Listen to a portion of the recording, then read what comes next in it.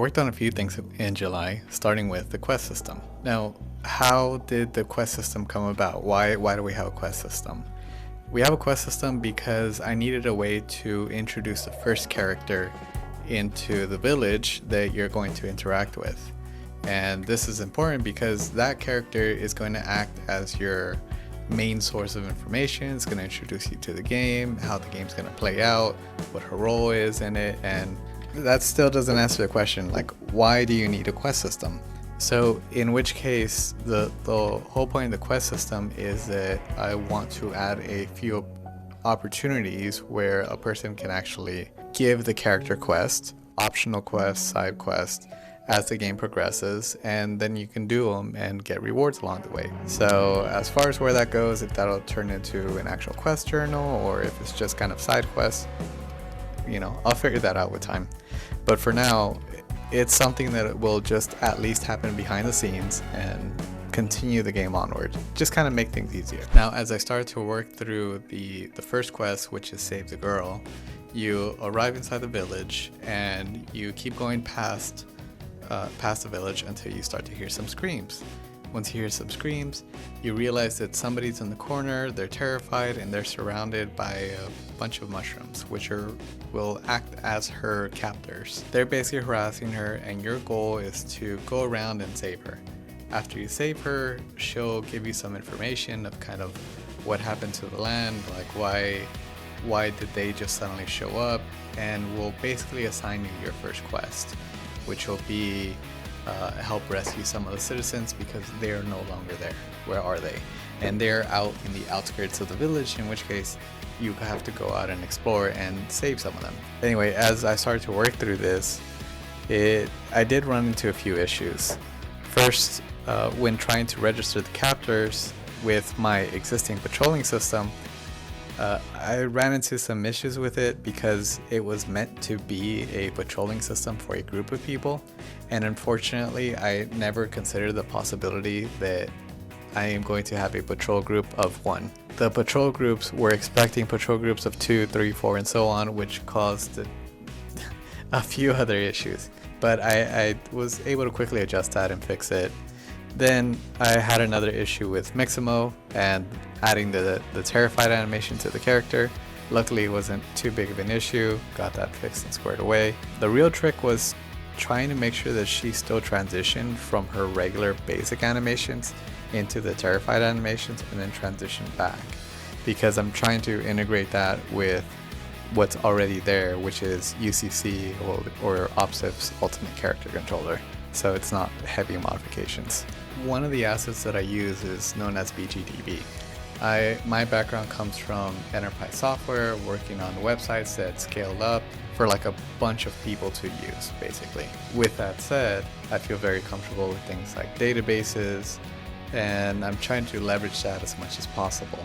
So one of the assets that I found on the asset store, which I've talked about this before, is called BGDB, or I think you pronounce it Banshees DB. And if you're familiar with Link, you can use it's very similar to using .NET Link with Entity Framework. So if you ever use that using a code first approach, that's exactly how it works, and it gives you a front end that's similar to Excel. So I did make a quick video kind of going over not the whole tool, but at least how link tables and SQL basically works, so that you have at least a very basic idea. Now, I don't want to bore you with all the details of how the quest and content actually works, but I did want to give you some idea of what's happening behind the scenes. If you're familiar with databases or Excel, most of the content works in the exact same way. You create a table and reference it to another table to create dependents of one another. Imagine you have 3 customers. Tim buys 3 items, Kyle buys 5 items, and John buys 1 item. You could then have a shopping cart table for all the items that are dependent on the customer's table. My content tables work in the same way. At the top, we have the global content, which acts as a container that holds all the information for a specific topic or content action in the game. This holds information such as who do we need to approach to start the interaction? Is this content tied to a quest or a specific level? Does it get involved at the start of a level or at the end of the level? And then there's the content itself. What are we saying? Who is saying this content? What kind of emotion do we want to display? And in what order do we want to display the text in the system? Now, with all the updates, I also had to make adjustments to my content system. So my content system was pretty good, except it was very basic. It really you just send a request and you get the content that you need. There was no way to really identify when do I use this collection of content, when do you use that collection of content. So luckily, because I had built out the quest system, I could tie in what I just built in the quest system onto the content system, and they just kind of worked beautifully together. One last thing I had the opportunity to work on was the save and load system. So again, this is not very different from modular component libraries that I've already had, and luckily they already work with BGDB, so I could reuse some stuff that is already built. Fortunately, I was able to pull some of this from another project, and that kind of saved me a bit of time. I still need to add a way to actually save, and I need to make the actual profiles. That's coming in the near future. It's mostly the UI aspect of it because the backend's already built, so that kind of saves me a bit of time too. Two more separate things I wanted to bring up. One was my website. So I've had this name for a very long time, Unlock Studios, and I've made a couple projects already, but I've never really had like a very good website that was very gamified. I had a friend who was willing to work on it for me, and I talked to her about it. I talked to her about the idea. She made me some original Figma designs on how it could look like, and after we talked about it for a while, she made me this amazing website, which you can actually go to right now, and it's unlockstudios.net. If you're actually looking for web designs or like any kind of website for yourself, you can reach out to her.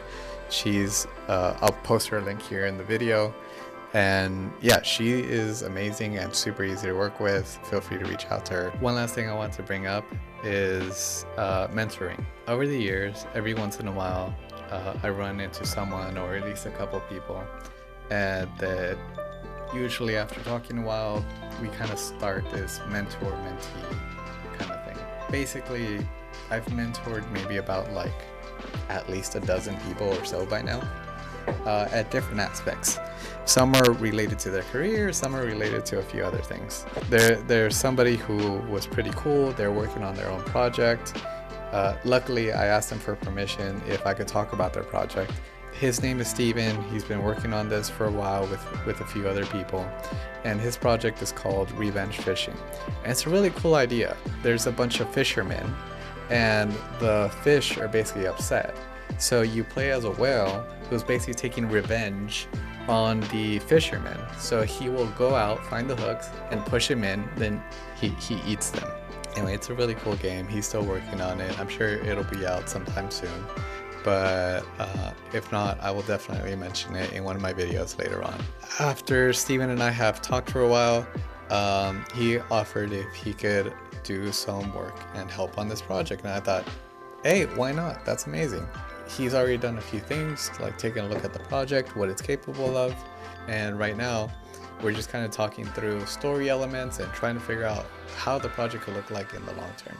So I'm very excited to see how that'll turn out. So there wasn't really all that many like front-end systems really worked on. They were mostly back-end systems that I either previously had or I needed to kind of rework so it would actually work with this project, originally coming from like a JRPG game. But luckily a lot of it was pretty reusable.